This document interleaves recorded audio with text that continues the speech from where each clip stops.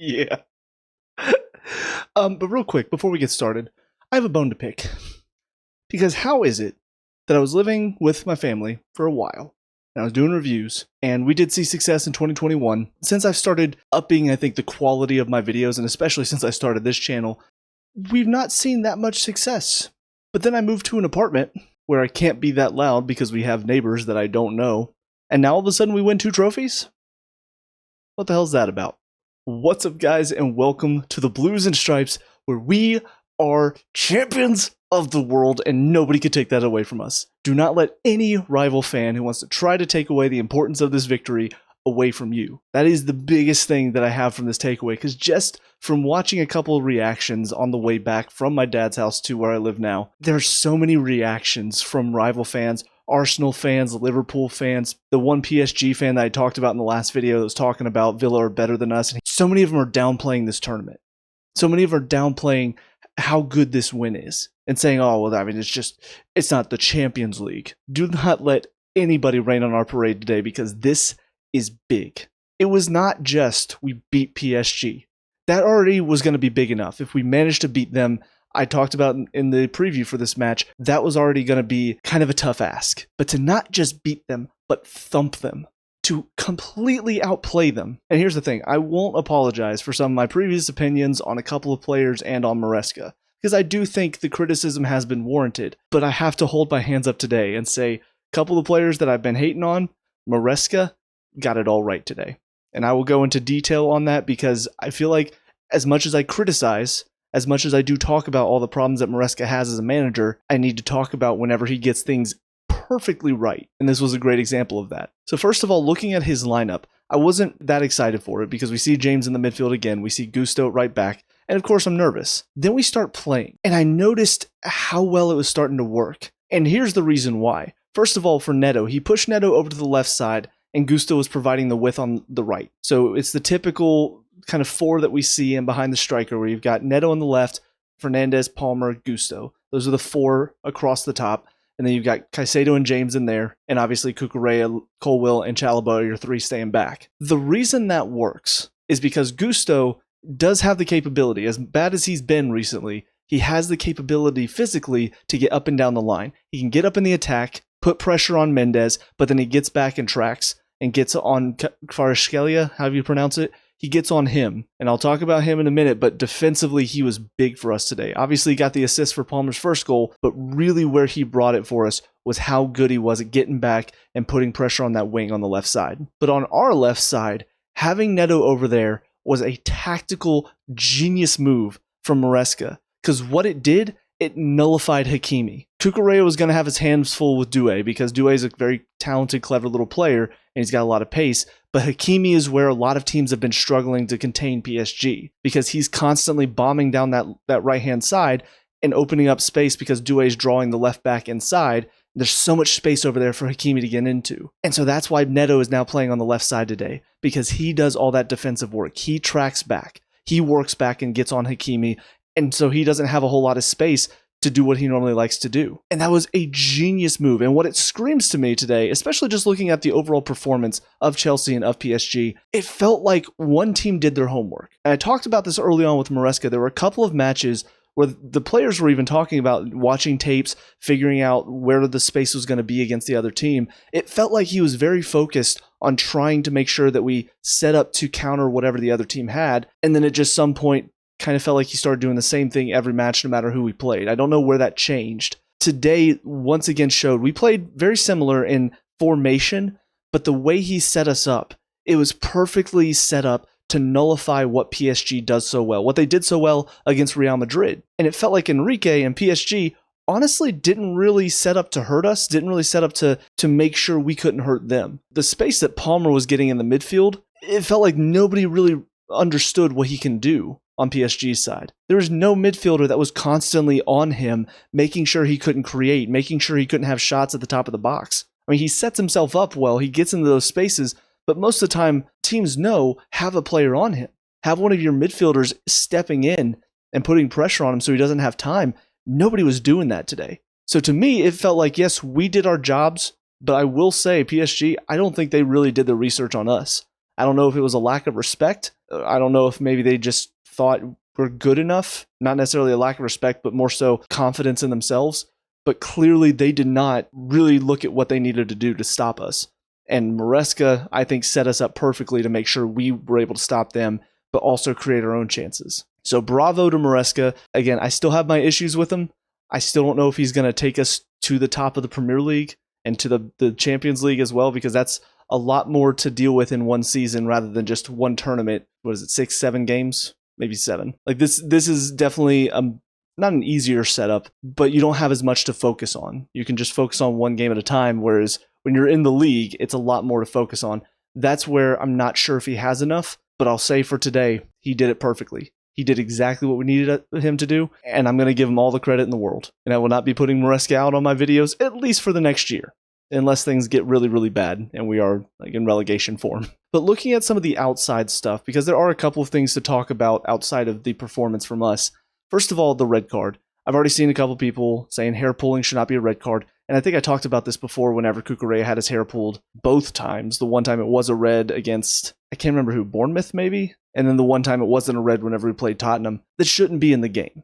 For me, it's similar to biting. Biting is just not something you should be doing on the field.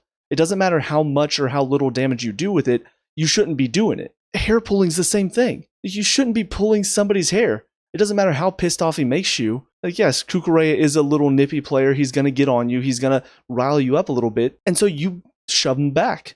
You give him a little nudge back. Pulling his hair? That shouldn't be in the game. So 100% it should be a red card. I don't care if it's not that violent. I don't care if it's just a tug. It's not something that should be in the game at all. So absolutely you should be given a red card. Because if you're not going to card it, well, then people are just going to start doing it whenever he pisses them off. But also, we will talk about some of the afters. I will say the referee did not do a good job of controlling this match. He was probably the most lenient when it comes to the referees of this tournament, because most of the time it's just been every little nudge, every little time somebody falls over, rolling around, every single time it's been a foul. Today, it was not that.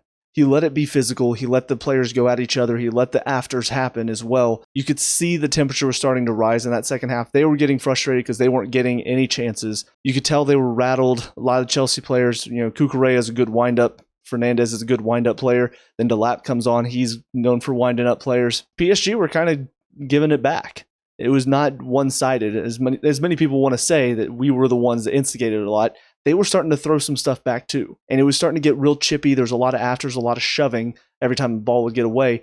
Referee did nothing to control it. So I really feel like a lot of what happened at the end was on the referee. But I will say from what little bit I've seen, obviously we don't know the whole context, but Enrique could be out for a little bit. I know normally it's just 3 games for violent conduct, but for a coach to go at a player's throat, gotta say that's probably should be a bit more of a punishment than just a player doing it. As a coach, you should have a bit more maturity. You should have a bit more about you to not attack a player. So we'll see what comes of that. I don't think the referee saw it, so I don't think he actually got a red card for it. But they're probably going to review the footage, and it's pretty clear that he got Pedro by the throat. So really disappointing that kind of the tempers flared at the end. I couldn't really tell what was going on. Again, we'll probably get the whole story later. To me, it looked like Santos and Hakimi were maybe having a little bit of back and forth chatting at each other. And I think Pedro looked like he came in to kind of shove some people away from him. And I don't know why, but that shove seemed to really piss off Enrique, and that's what caused him to go after him. But until we know what really happened there, it's really hard to tell who's at fault. But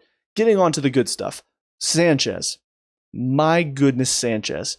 This, for me, confirms he can be a very good keeper if we just don't force him to do the stupid stuff. We don't force him to pass, or at least not pass short. Some of the long balls over the top were insane. The first one sets up the goal, but I think there was one just before that where he sent a brilliant long ball over the top to Gusto, I think it was. And just unfortunately, Gusto couldn't do much with it. But there are a couple long balls he sent in that were brilliant. And the saves were phenomenal. They were top class. And this is where I've said throughout most of the season, he's a very good shot stopper. I just don't think he fits how Maresca wants to play, which is we use the keeper for his feet. And as long as he continues to try to play that way, I don't think Sanchez will be as useful to the team. But if Maresca can stop trying to do that and stop trying to force him to do something he can't, I swear we've got a great keeper here. Because he's still young for a keeper too. What is it, 26, 27 maybe? Most keepers hit their prime late 20s, early 30s. So if he's already putting on performances like that, give him a couple more years, he might be one of the best keepers in the world. Maybe. I'm not going to sit here and claim that because we have seen him make some bonehead decisions as well, but I think you learn from that. I think you make those mistakes to get better. And from what I saw today, he did. He got a lot better. A couple of those saves were just, I'm sitting there going, oh, well, there's the goal. And all of a sudden he's making the save. He's tipping it wide. There's the outside the box from Vitinha that looked like it might have curled into the bottom corner, tips it wide. The one-on-one with Dembele that kind of flicked off of Colwill's foot right to him, and reaction save knocks it wide. There's another one top of the box that was down low to his left. He gets down well, gets a good hand on it, and keeps it in. I mean, so many moments of just absolute perfection from him as a keeper. And this is where I think a lot of people, they see these few performances that are bad, and they do want to jump on the, he's just not good enough. And I'm guilty of it as well. I've done it before as well. But I think this is how sometimes you give him confidence, you give him more chances. This is what can happen. I'm going to make the same argument for Jackson as well. But anyways, moving on to right back, Malo Gusto. So it was not a phenomenal performance from him, but it was good. And that's the first time I think I've been able to say that about him in a while. Even in a couple of the previous matches, he was just sort of there. He wasn't making mistakes. He was in the right spots, making a couple of decent defensive blocks, decent tackles. Today, though, he was on top of it defensively. In the attack, still not great. The assist comes from kind of a dumbass decision to try to have a shot on his weaker foot, even though the defender's right there. He gets lucky, it bounces right back to him so he can find Palmer top of the box for him to score. But you could see in the build-up to that, he doesn't really have an idea what to do. There's another moment he's breaking down the right side. He's got Pedro, I think, or Delap. It was in the second half, so I can't remember who was in at that point. But he's got options in the middle. He could cut inside a little bit more, maybe wait for a couple more options. Instead, he just crosses it right to the defender. Nobody's anywhere near it. He takes a random shot from outside the box on his left foot. Again, you've not scored a goal. Can we stop trying to score screamers until you've scored your first goal? There are some issues with his attack for sure. Defensively today, though, he was what we needed him to be. He cut down that right-hand side for us. He made sure that Kvaratskhelia and Barcola, when he comes on, neither of them had a chance over there because he was there. He was constantly in the right position. He made sure he tracked back, and that's what we needed from him today. Now, I will say, to play devil's advocate, there was not a whole lot of switching it to the back post, which is what we saw against Flamengo. He really didn't do well, and also Benfica for the penalty. So there wasn't a lot of that today, so we might still have that issue whenever we face teams that are going to do that. But we did see today, defensively, one-on-one, making tackles. He did all of that perfectly today, and that's what we needed. Colwill, Chalobah, both of them very solid. Nothing really to talk about there. They just both did their jobs really well. Started the second half a little bit slow, kind of everybody did, because there was the moment from Colwill where he just kind of sticks a little lazy leg out and it deflects right to Dembele. But for most of the game, they were winning challenges when they needed to, stepping out and winning when they needed to. Only a couple times did they get drawn out of position. They both handled their jobs very well, and I think for Chalobah, this is a great win for him too. Because as much as the club has been trying to force him out, hopefully this will be enough to say, we need to keep him. He is a good defender. Please stop trying to get rid of him for PSR's sake. We won this tournament and won a bunch of money for it. Stop trying to get rid of him for PSR's sake, please. Cucurella on the left side did his job, riled up the defense as much as he needed to. I will say there were a couple times Doué did give him a little bit of trouble, and I think, again, I've talked about it, this is where he can have issues. If there's a clever wing over there that can flick it around him and go past him, he is a little bit naive when he comes out to defend, but he's just so dogged in his determination to run you down. It doesn't matter if you flick it around him most of the time because he'll still track you down and still try to put in a challenge on you. And obviously he's got such soft hair that people keep wanting touching it and get themselves sent off for it. So that works in our favor too. Caicedo, another great performance. I don't know what else I can say that I haven't already said about him. He just always does his job. He always does his job in there. He's gotten to the point where I was concerned that we might not have him because without him in there, I think our midfield would be 10 times weaker because he is so damn good at just blocking everything off. And people were talking about PSG's midfield, how good it was. It doesn't matter. Caicedo is just that good at breaking down midfielders, at breaking down attacks. He just does what he needs to defensively. And like I've said, he's not quite Conte level. He is getting closer every day. I swear by the end of next season, if he continues on the progression we've seen, he's going to have surpassed Conte as far as importance in the midfield because he does so much defensive dirty work in there. I love watching it. I love having a player like that in my midfield. James, I'll also say, had a good game in there. I was not expecting him to. He's not been great in the midfield, but today I thought he did well. paired well with Caicedo, did a good job of kind of working off of him, defensively tracked runners down on the ball. Obviously, we know he's good at that, so he moved the ball in there well. So overall, great performance from him there, and that's not something I'm used to seeing from in that position. But getting further up the field, first of all, Fernandez, I thought played well first half. Second half, you could tell his legs started to go a little bit, so he was a little bit more behind the play.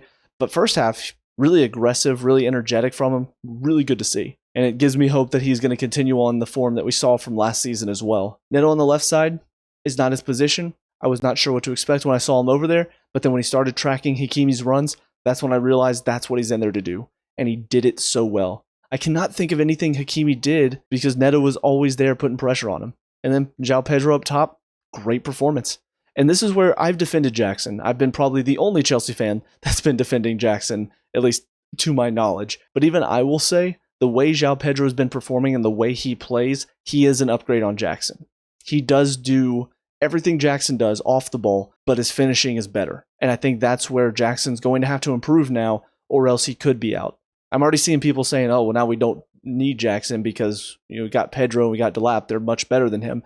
Here's the thing. I don't think Delap is much better than him. I think Delap and Jackson are probably about on the same level at this point as far as level of talent because they are different players. So for Jackson, it really is going to be, can he take the criticism? Can he take a lot of the issues that people have had? And can he step his game up to where now he can push Pedro for that spot? He can make sure that Delap is not the second striker coming off the bench. But I will also say that's probably a topic for another day that I'll go in a bit more detail to. But João Pedro today, great runs on the ball, looked confident, did a good job of getting in behind, put pressure on the defense. Great goal, good performance from him overall. It's great to see. But now we'll talk about Cole Palmer because what a player. And I just love it whenever he shuts the critics up. It is so nice to see whenever he steps up and he shows just what he's capable of. Today was a perfect example of that. And like I said, I don't think PSG really knew how good he was going to be because they gave him so much time and space. Definitely for the first one, because you could even see whenever Gusto's making that run in behind, you could see from the back angle, Fabian Ruiz is not even near Palmer. He's just kind of jogging back toward the ball, I think trying to maybe see if he can cut off Gusto if he takes a step back. But Palmer's here in open space, and he doesn't even go to him. So for me, I'm looking at it going, knowing Palmer, that's a mistake on Ruiz's part. He should be tracking that run from Palmer so that if the ball does come to him, he doesn't have time and space to find that bottom corner. But the second one shows Palmer's class. It shows his quality. And it's funny watching some of the reactions of people who are watching the game live. Of all of the reactors that I saw, the only one that gave Palmer credit for that goal was, I think, is it Rance and Bance? I know people just call him Rance for short. He's the only one that gave him credit for that. Everybody else were blaming PSG's defense and how bad it was. If you watch that goal, if you watch the technique from Palmer, the dummy for the pass to throw Vitinha off was already brilliant. It's such a simple little feint just to make him think he's going there. But then the touch inside, and then the feint shot right before the shot puts the defender off because the defender's about to jump in the way and block the shot. As soon as the feint happens, now the defender's on the ground because he's already gone to ground trying to block it. It's a simple little thing. It happens right before the shot. It's just a simple and then shoot. It may seem so easy to do, but you have to do it well to really make the defender commit. And both of the feints that he does in the build up to that second goal were perfect. Perfect to set these defenders off. So already he's got 2 good goals. He even had a good chance that I thought had gone in, the one that Pedro flicks to him at the top of the box. But then the assist as well, perfectly weighted. Just the perfect pass. If he puts it a little too hard, keeper picks it up. A little too soft, defender probably steps in and nicks it from Pedro. The weight of it was absolutely perfect to where Donnarumma can't come out and collect it. He has to come out and try to be big. And obviously Pedro does very well with the finish, but the pass for the assist was brilliant. And this is the type of player that he's capable of being. And while he hasn't been great the second half of this past season, I think this showed he's still that player. He's still very capable of being that player. If we can get that consistently throughout the whole season, I think we're in for a very good season next year. But the final thing to look at is the subs. Most of them did okay, but the 2 standouts for me were Santos and Delap. Delap comes on, creates some really good chances. Has one that Donnarumma has to make a great save on. Second one, maybe could have done a bit better. He takes a touch and then tries to slot it in, a little too close to the keeper. Probably could have taken another touch and gotten it more around him to find the corner. But still, 2 great chances, and his running was very energetic. It put pressure on the defense as well. It made them stay honest. They couldn't start getting up in the attack because if you do, you leave your other defender possibly isolated with the lap, and that's not something they want to do. So it was really good to have him in there, and Santos came into that midfield, looked dominant. He was playing actually a little bit more forward as well because he took Fernandez's spot, but I thought he looked really good, making some good challenges. You could tell he was wanting to win everything. He was wanting to win every ball. The excitement whenever he made a tackle, it was great. It felt good as a fan watching that player get that excited for it. And then finally, Nkunku and Dewsbury-Hall, they're okay. Come on for some legs because Neto and I think it was James at the time, both of them were looking a little leggy. So it's a good sub for when it happened. Not necessarily the people I want to see, but I know Maresca, he trusts these guys because they were with him last season. But I think both of them came on and they worked hard. Quality on the ball could use a lot of work, but they were fine, But final thoughts, what a great win. There's nothing else to really say. If I hadn't already made that joke before, I would have started this one with great win. See you later. There's just so much quality about this match. The way that we took the game to PSG. And again, whether they were confident enough in themselves or whether they just didn't really think that we were going to give them much of a test, whatever the case, they didn't do their jobs. For sure. I think if they had been prepared for us, I think if they had watched how we play and maybe even set themselves up to be a little bit different, I do think it would have been a closer game, but as it was, we were 100% ready for this and they were not. And while people may attribute a lot of our victory to how PSG played, I think we had to do our jobs and I think we did it very, very well. So credit to Maresca, credit to all the players that played today, and I'm now really looking forward to next season. I'll try to get to talking about transfers, hopefully within the next week or so. If there's any other big transfer news that comes in, I'll talk about that. But for now, I'm just going to enjoy soaking in this victory. And again, all Chelsea fans out there, do not let anybody take this away from us. We are champions of the world for the next 4 years. And they will never sing that. So with all that being said, let me know what you guys think down in the comment section below. What were your thoughts on this fantastic win? Let me know, we can talk about and discuss all that good stuff. Leave a like and subscribe for future Chelsea previews, reviews, and talks. And until next time, I hope you guys have a great day. And I'll talk to y'all later. Peace out.